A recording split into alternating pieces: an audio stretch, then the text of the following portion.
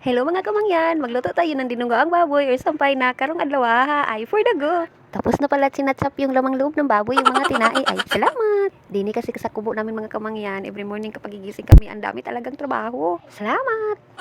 Nagisa na nga niho ng mga lamas yung mama ko ay for the go. Kadako talaga sa kalahi namin dyan kamangyan, ay arang ka uy, oy for the go. Ang hirap talaga gayahin ang busis ni kamangyan pero manon dyan nato ning video ay for the go. Nilunod na pala yung tinaing baboy dyan sa dako kayo nakalahan na mo day para mo anang lutoon og ibutangan na sa mga atsal diha day ay for the go. Ganyan, lantawon pa lang nimo basin hilaw pa o murag hasta ng kalami. Yung bahay kubo namin din hastang kagubuta mura pag nagian og bagyo. Salamat, pero nganong naunsa man ni, ngano ang kusina man na may bulkasil. Arang ka dito kasi sa bahay kubo namin din ang daming tulo day, kaya ready na talaga ang bulkasil namin din. Hay mga kamangyan, simple na jud kay mga rekados nga gigamit ani among dinugo ang baboy pero ang importante kauban among pamilya nga magkaon-kaon. Hay karang ka kinahanglan jud ta maning kamot para makasurvive ta kada adlaw. Ay harang ka ay kay ang importante mga kamangyan natay peace of mind. Ganyan, ganyan. Pinubre na jud kay ni nga pagkaluto mga kamangyan pero sa aning kalami ay salamat.